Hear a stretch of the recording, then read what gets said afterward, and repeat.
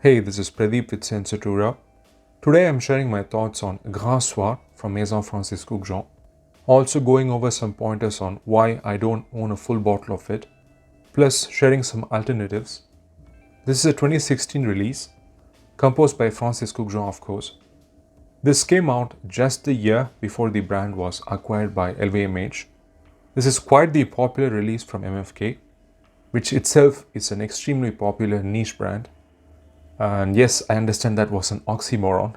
It has been talked about a lot. Many people have reviewed it, featured on Amber lists, best niche fragrances list, and such. Possibly the second or third well known fragrance from the brand, in the same bracket as Baccarat Rouge and Oud Satin Mode.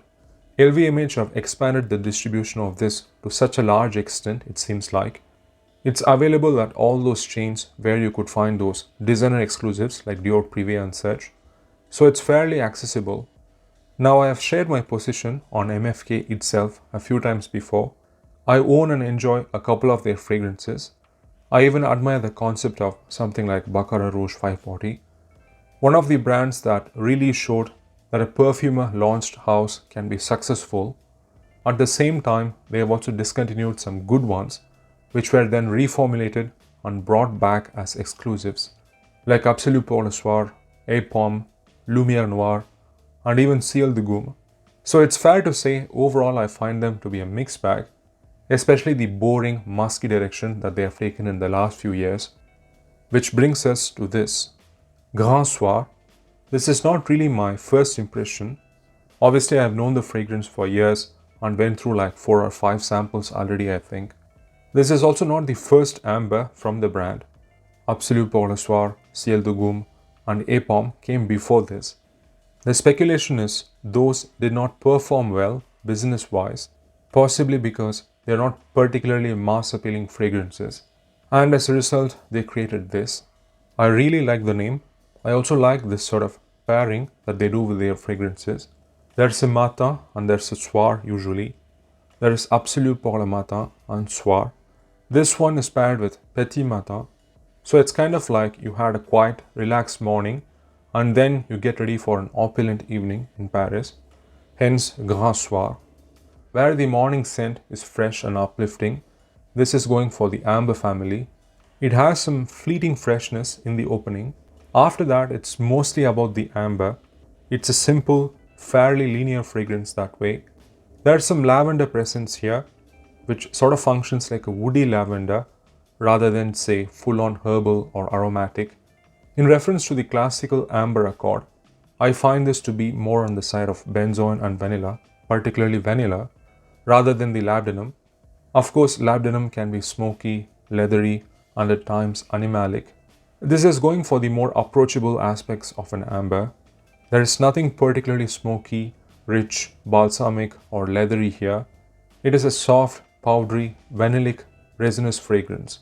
There are some sweet honey touches in there, a huge presence of tonka bean and musks in the later stages of the fragrance.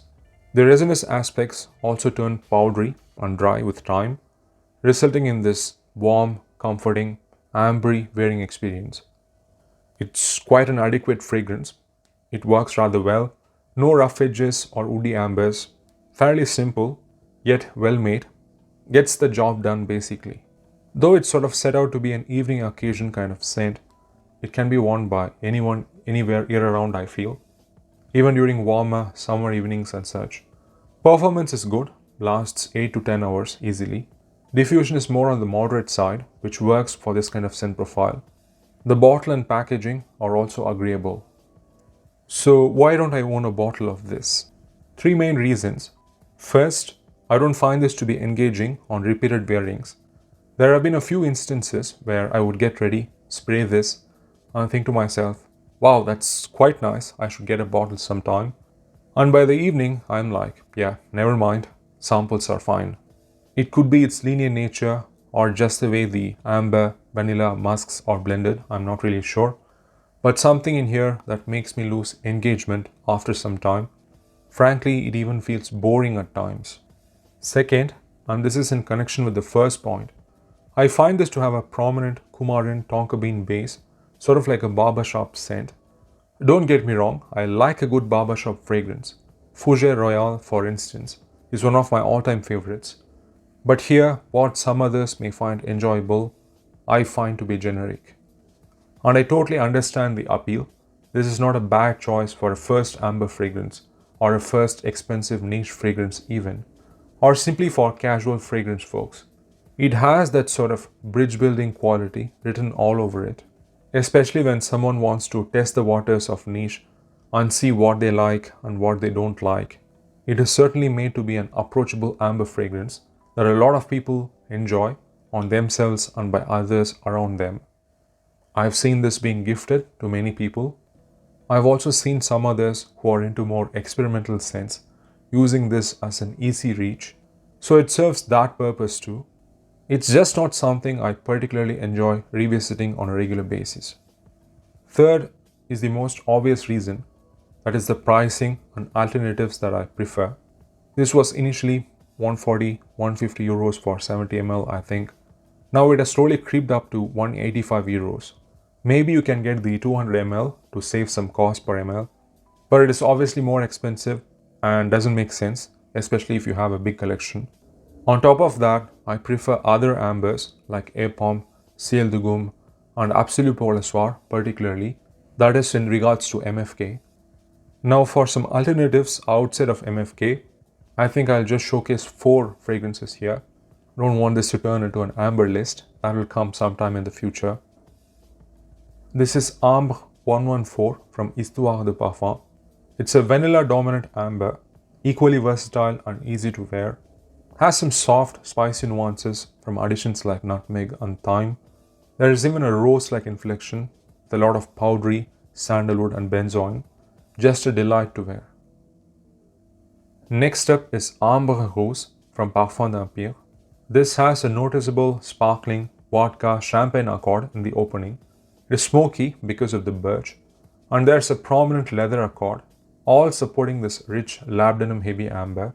In comparison to Grand Soir, I find this to be more bold, has an artistic flair as with other creations from this house. A darker amber with a higher level of contrast, if that makes sense. After that is Ambre Fétiche from Goutal. This is a traditional classic amber scent profile with labdanum, vanilla and yet again some leather. It's not too soft, not too dark, just right for what one would expect from an amber. By the way, not only do I prefer the ones that I'm mentioning now over Grand Soir, they also happen to be cheaper. Some are even 120 ml bottles, and a lot of times they can even be found at discounters. Next is Ambre Précieux, but this is the ultime version from Maître Parfumeur et Gantier. I picked this up when they had a sale for New Year, like 25% off I think. I've had a 10 ml and multiple samples of the original Ambre Précieux, just never picked up a bottle. I felt like I needed something a little bit more, kind of an X factor, and this ultime version closed the gap for me. It is going to be the most balsamic one of the bunch, lots of Peru and Tolu balsam here, along with myrrh and lavender, an amazing take on amber. And I cannot end without mentioning the most obvious Ambre Sultan from Serge Lutens, which I also would recommend to anyone if they haven't tested it yet, especially if they are just looking for one traditional reference amber. Having said all that, that's been my thoughts on Grand Soir by MFK, plus some alternatives. And as always, thanks for watching, take care and ciao.